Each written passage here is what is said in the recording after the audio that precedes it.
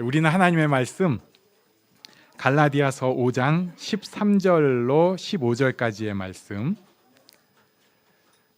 그냥 다 같이 읽겠습니다. 세 절이니까 다 같이 읽도록 하겠습니다. 시작.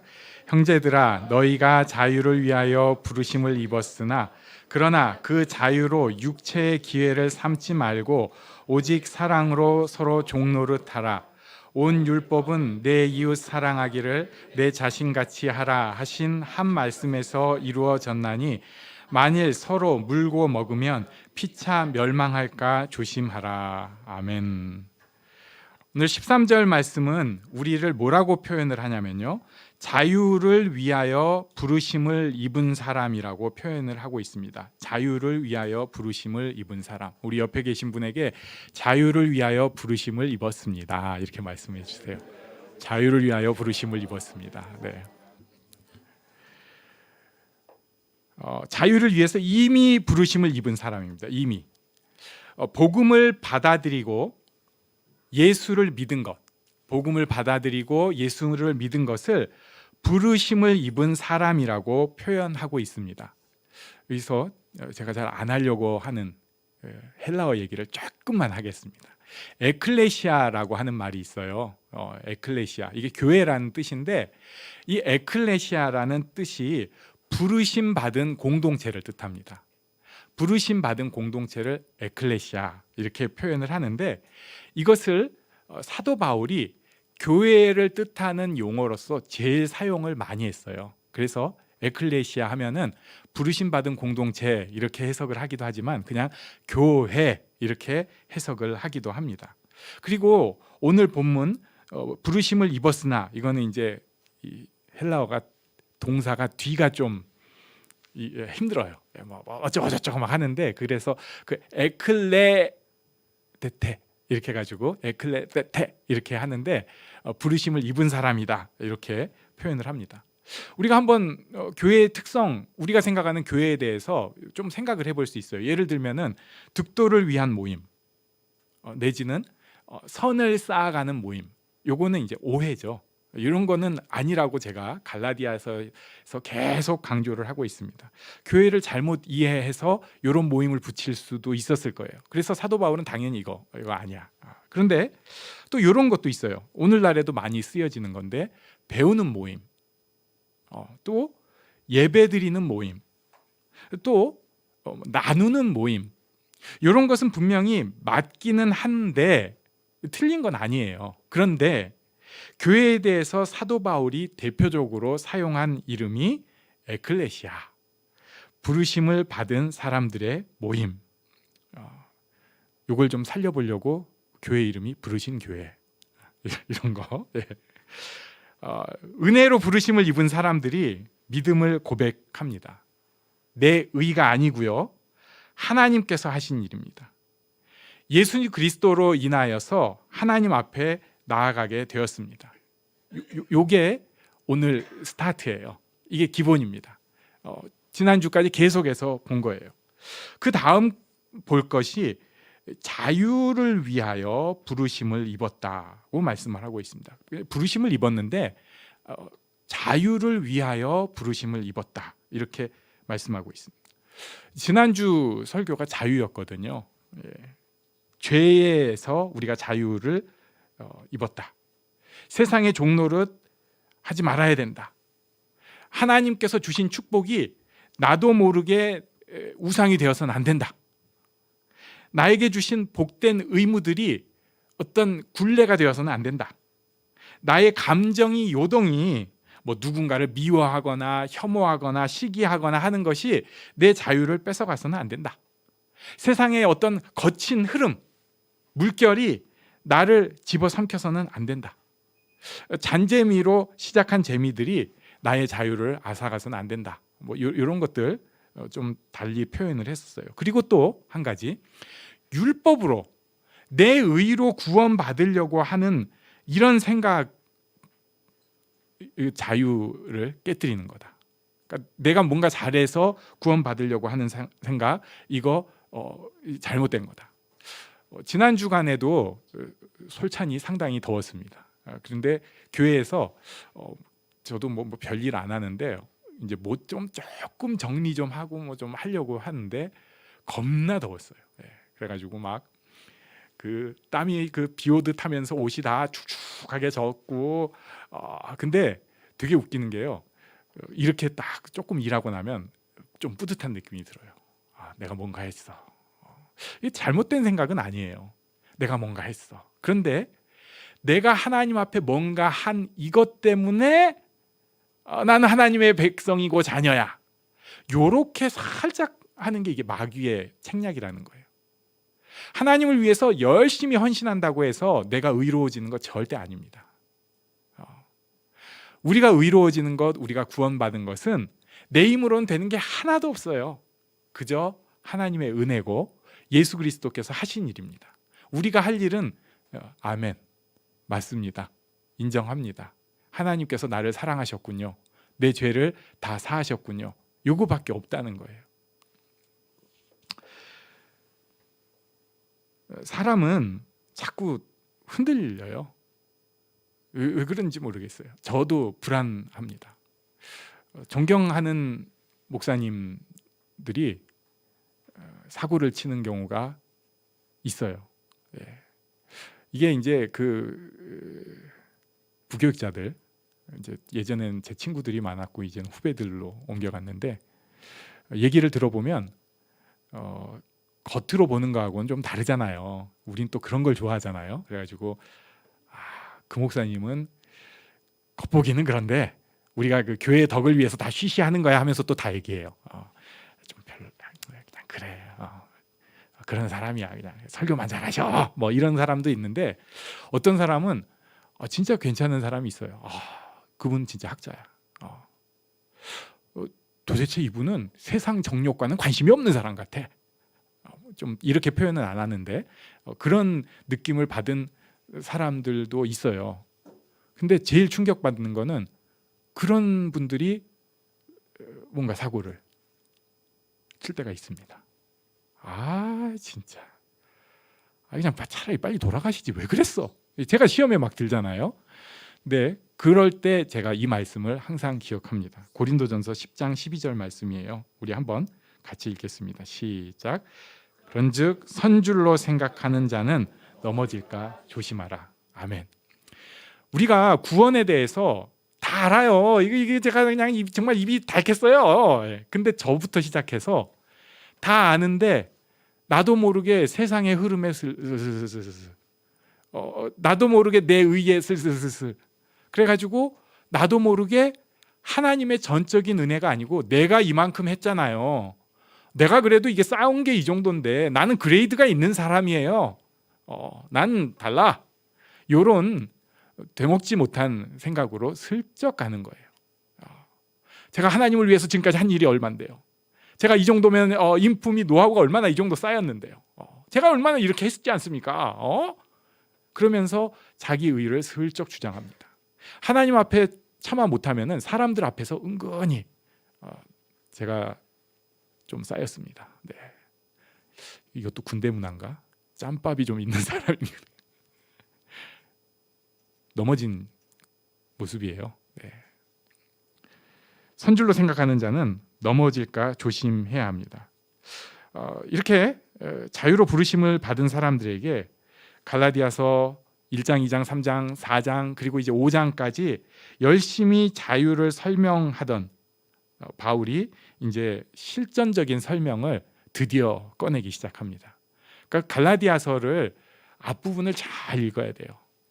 이 구원에 대해서 지겹게 설명을 하는 거예요. 뻔히 아는 거. 근데 이게 너무너무 중요한 거예요. 그래서 1, 2, 3, 4장, 5장 앞부분까지 그렇게 다 아는 얘기, 뻔한 얘기 같은 것을 그렇게 한 다음에 이제 실전 설명을 꺼내는 게 오늘 우리 좀 전에 읽은 13절 그 뒷부분입니다. 한번 다시 13절을 같이 읽어보겠습니다. 시작.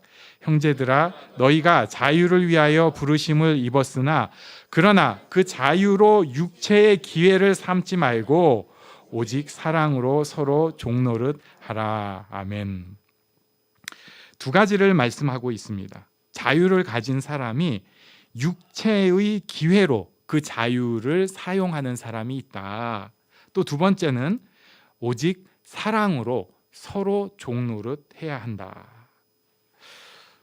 율법으로 구원받는 사람은 지킬 것이 많습니다. 그래야 구원을 받아요. 율법으로 구원받는 사람은. 이것 아니라고 지금 열심히 설명을 한 겁니다. 다시 한번 되게 쉽게 설명을 하자면, 예를 들면은 한국교회식으로 얘기하면 예배 빠지지 말아야 합니다. 소그룹 모임 꼭 해야 합니다. 헌금 생활 잘해야 합니다. 매일 말씀 묵상해야 되고요. 큐티 해야죠. 주중에 수요 기도에 금요 기도에도 가능하면 꼭 참석하시고요. 새벽 기도도 하십시오. 이제는 유튜브도 가능하니까 꼭 해야 합니다. 그런데 이런 걸로 구원받는 거 아니라는 거예요. 이거 구원받는 거 아니에요.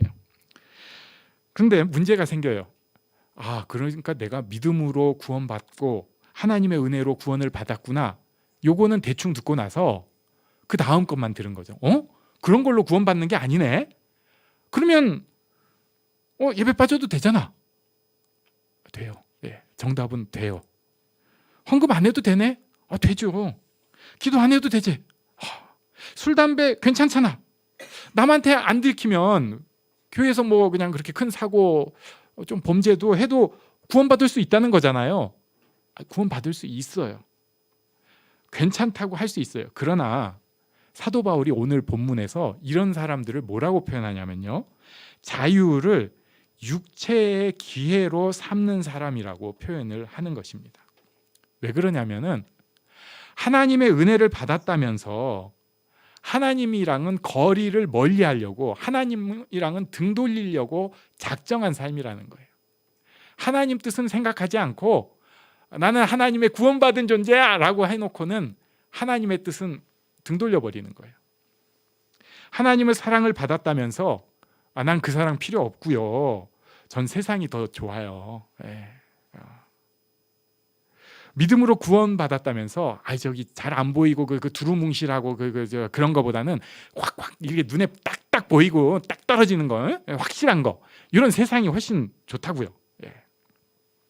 이런 것을 사도 바울은 육체의 기회로 삼는다고 표현을 합니다. 그러면은 어떻게 하라는 건가? 그것을 오늘 본문에서는 딱 하나로 표현을 해요. 사랑으로 서로 종노릇 해야 한다. 다시 한번 설명을 합니다. 사랑으로 서로 종노릇 하는 것은 부르심 받은 이후의 일이에요. 부르심 받음에 이 기초가 있는 다음에 사랑으로 서로 종노릇 하는 것입니다. 흉내는 낼 수 있고요, 또 그럴듯해 보이긴 하는데 하나님의 구원의 은혜가 없이 사랑으로 서로 종노릇 하는 것은 절대로 못합니다. 절대로 못합니다. 제가 해보려고 많이 노력을 했는데 그 안 되는 게 인간이에요. 무조건 용서하십시오. 조건 없이 사랑으로 섬기십시오. 나보다 남을 낮게 여기십시오. 이게 부르심을 입은 그 구원이라고 하는 반석 위에서는 얘기가 되는 얘기들인데, 그래, 그게 맞는 얘기다. 그렇게 살아야지. 그게 인간한테 덕이지, 좋은 거야. 안 돼요. 처음에는 흉내 좀 내볼 수 있을 것 같은데 결국은 자빠질 수밖에 없습니다. 예수님께서 가르친 그 산상수훈이 있어요. 오른편 뺨을 치거든 왼편도 돌려대라. 고발하여서 속옷을 가지고자 하는 자에게는 겉옷까지도 가지게 해라. 억지로 오리를 가게 하거든 그 사람과 심리를 동행해라. 이걸 부르심을 받은 사람이라는 기반이 없이 그냥 예수님이 하신 말씀이구나 해가지고 그거를 겉에서 그냥 따라가기 시작하면 이거는 덕이 되는 것도 아니고 은혜도 아니고 죽도 밥도 안 되는 거예요. 흉내 낼 수 없습니다. 흉내도 못 내요.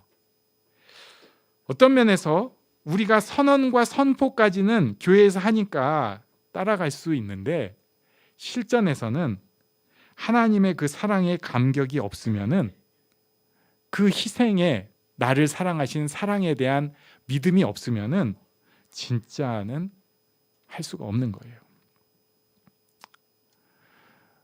그러나 확실한 게 있어요.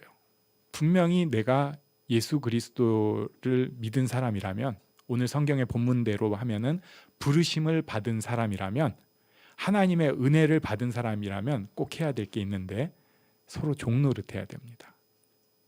그렇지 않으면은 육체로 기회를 삼는 사람들처럼 흔들리고 넘어질 수밖에 없어요.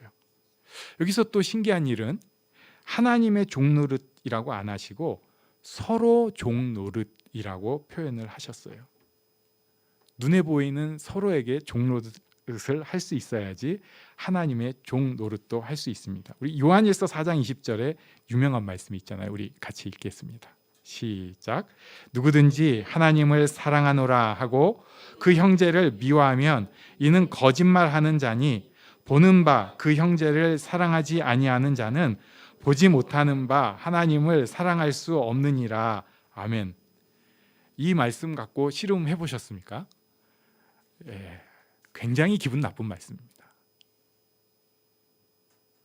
아니, 형제는 좀 미워하면서 하나님 사랑할 수도 있는 거 아니에요?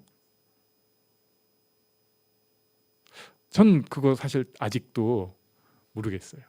저는 가능할 것 같았거든요. 근데 성경에 이렇게 뚝 써놔가지고 진짜 정말 가끔은 정말 원수 삼으려고 하는 사람들이 있어요. 정말 감사하게 우리 교회는 없습니다. 저한테는 최소한 없어서 너무 감사드려요.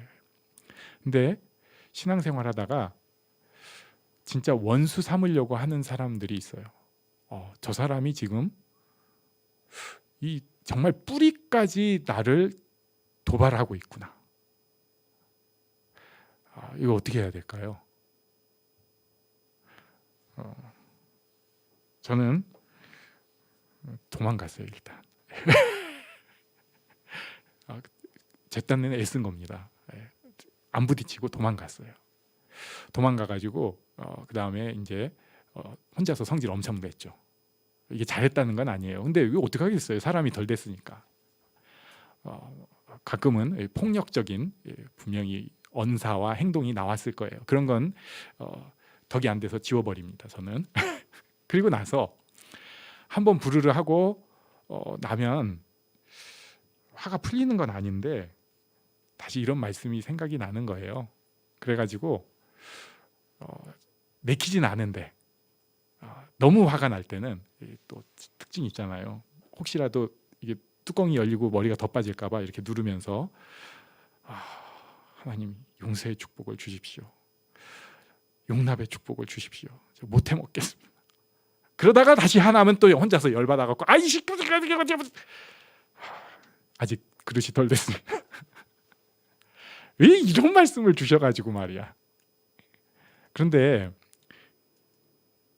이 말씀이 진리더라고요. 제 딴에는 되지도 않는 그런 참 부끄러운, 이제는 오래 지났으니까 이렇게 고백하는데 사실 리얼하게 저에 대해서 그때 다 얘기할 수 있을 때는 말 못하죠. 창피하잖아요. 진짜 창피해요. 그런데도 그런 몸부림 속에서 사랑으로 서로 종노릇 하려고 말씀이 진리라고 믿고 한 걸음 한 걸음 살아가려고 했더니 하나님께서 뭔가를 바꿔주시는 거예요. 사람이 조금 더 사랑스러워지기 시작하고, 그러니까 물론 불편한 사람 많아요. 그래도 그 사람에 대해서 사랑을 가질 수 있게 되니까 교회 생활도 훨씬 좋아지고 세상 사는 게 달라지기 시작합니다.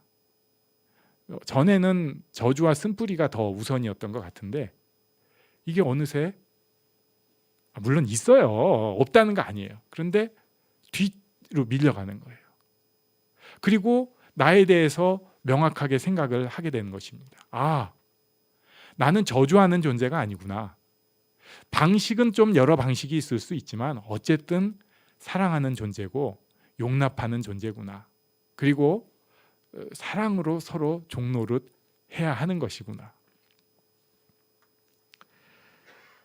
저는 우리가 이 축복 가운데 꼭 들어가면 좋겠습니다. 이게 한 번으로 되는 게 아닙니다.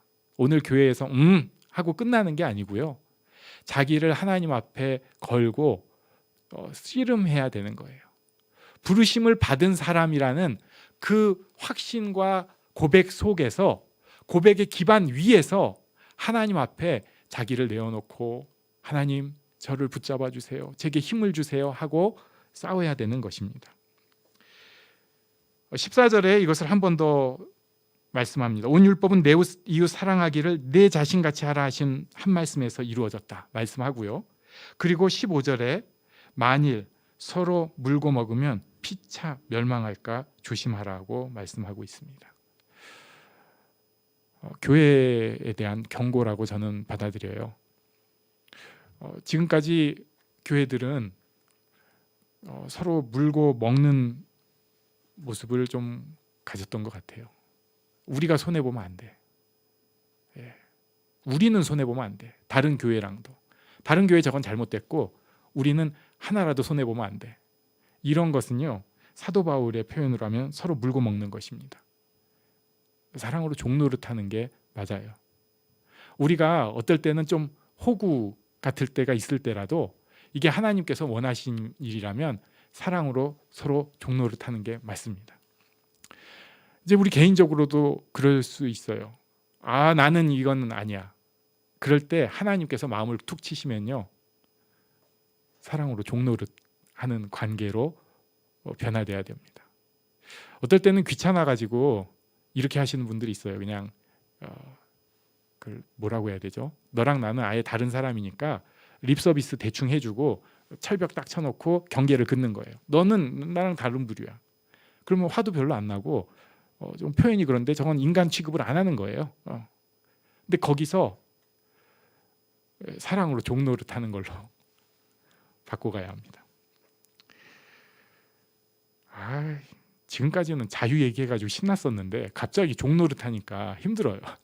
그런데 이 사랑으로 종노릇을 해야 우리가 자유케 돼요.